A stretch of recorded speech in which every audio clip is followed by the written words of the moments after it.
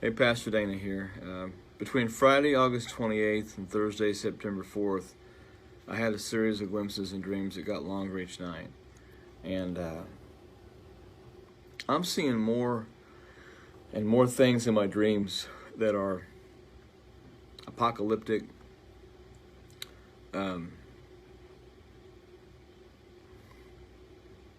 frightening.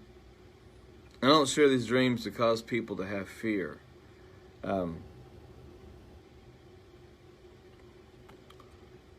But I saw the calendar of December, and I saw a finger underlined slowly and like it was pushing, slowly and forcefully, under the name December. Flipped over to January and then underlined it just as slow and was pushing. First thing I saw was long food lines. I saw people waiting for what seemed like hours. And they were standing in line and not in cars. And I saw this throughout the nation. I saw ships in ports on both the east and the west coast. They were just sitting idle. There was nothing moving at sea. Nothing. And I saw a headline that said, "The Baltic Dry Index is dead." It said that nothing was moving in trade around the world.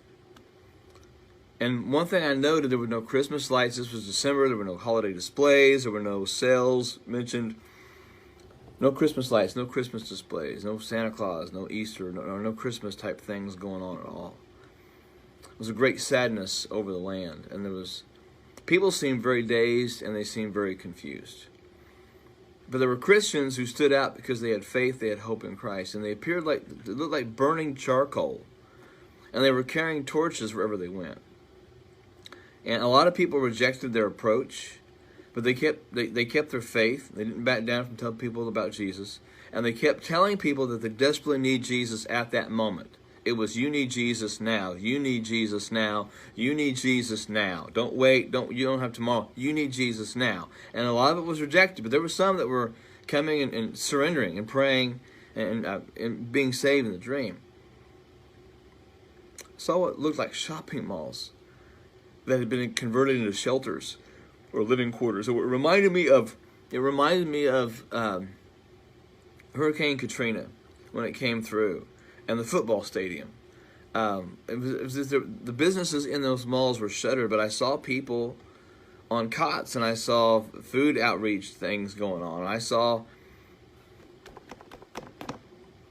people who were misplaced. This was not like a homeless shelter. This was like something had happened and people were in shelters. I continued to see shuttered properties. I saw people in homes who were wearing coats, while the windows they were looking at closed curtains, and that's been a consistent thing in the dreams. People inside their homes looking out what's going on. And when people were looking out the curtains came back far enough that I could see more of the snow-like stuff that was on the road. It was dingy, it was dark, it was gray. It wasn't white, pure snow like after a first fresh snowfall. I saw headlines that said, "Nationwide outages plagued the Southwest." Another headline that said, "Americans don't know who to blame for darkness." And some of the darkness in the areas, it stretched into Canada. It was north. It wasn't everywhere, but I saw America as lights flickering. And it was like I saw the whole contour outline of the United States of America, including Alaska and Hawaii. And it was like it was a light like right before a light goes out, it flickers, it starts flashing. That was what it looked like. It was like America was a light bulb about to go out.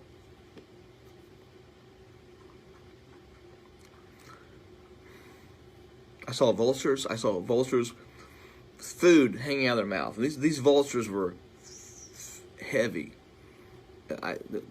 A word I don't like to use is the word fat, but these vultures were fat.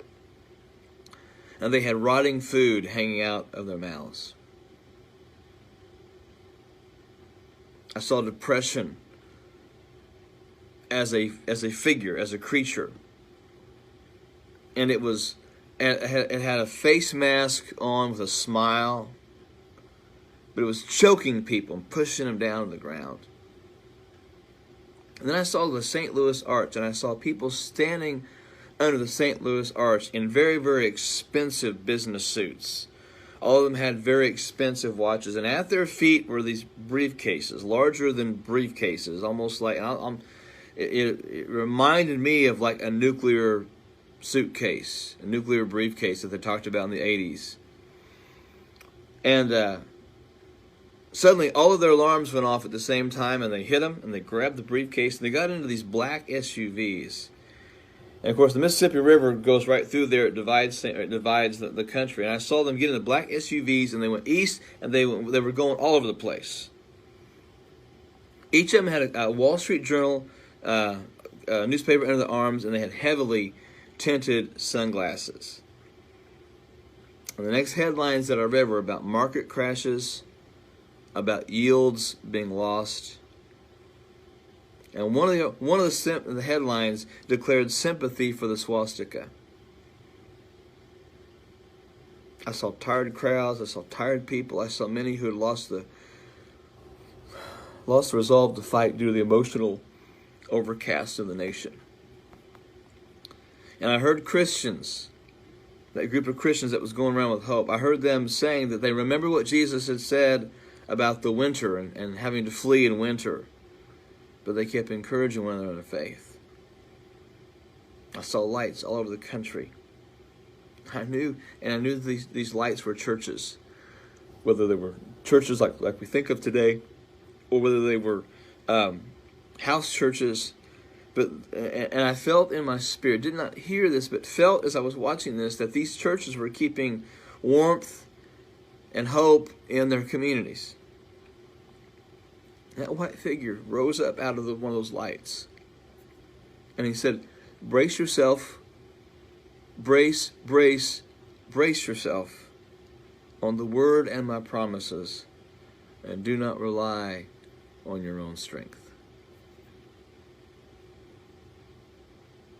Every one of the dreams have had a little bit different caliber to them.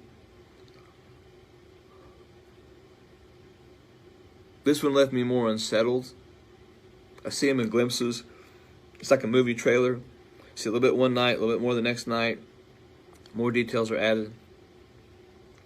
But the scenes of people in the shelters, the food lines, the Baltic Dry Index being dead really stood out to me. And those things are heavy in my mind. And look, I'm not going to try to interpret these dreams. I feel that as a watchman, I'm just supposed to share them. I think some of what's gonna happen is obvious. I'm continuing to see more and more of the things that I have seen in dreams are happening and coming to pass. I'm not trying to justify what I'm saying or my dreams. I just believe the Lord showing me things to warn the church. And look, if you're not prepared, if you don't have some of the food and things like that, you might be in trouble with that. The first video I talked about, this was my own personal opinion. I talked about getting guns and ammunition. That wasn't to go all Rambo-like on people. It was to be able to shoot animals or for food. And now, if you try to find a gun today, you're gonna have a hard time getting a gun, unless you have friends or family you can buy something from. Ammunition is hard to find. Some of the companies that sell storable food, they're now 5 to 8 weeks until you can get it. And there's some companies that have stopped selling these things. And folks, you don't have to be a dreamer or a genius or have insider trading understanding to realize that we're in trouble. And God's been trying to wake the church up to get things ready and to listen. The health and wealth gospel is about to meet a reality in our country. And all those prophets that are saying, oh, it's nothing but good, nothing but good, nothing but good, you're going to stand before God one of these days, those folks are. They're going to have to answer. Just like I'm going to have to stand before God and answer for what I'm doing with these dreams. I'm not trying to make money off this stuff. I'm not trying to make a form. A friend of mine put another Facebook page together for me that I'm not even looked at. You know why? Because people are having trouble finding the dreams in those situations. My Facebook page has exploded. I can't even get through my own Facebook page on a daily basis. He also set up an Instagram account because so many people are trying to make contact with me through Instagram. I don't have an account. And we're trying to get the messages out, and that's the reason for this. It's not about me getting a big head, because I still pastor my church. I still live in the same house. I still drive the same car. I'm not making major changes because of all this stuff with the dreams, but I am trying to warn the church. Things are coming. And pastors and prophets, you're telling your people it's going to be okay. I fear for you. I fear for you. So please, folks, pray aggressively, pray specifically, pray strategically. Say, Lord, what should I do for my family? And get on it. Get on it, get on it, get on it. I've been saying this since June. I'm going to keep saying what the Lord shows me, keep sharing the dreams the Lord shares me, but I can't make you do anything. I know what I've done for me and what I continue to do for me and my family.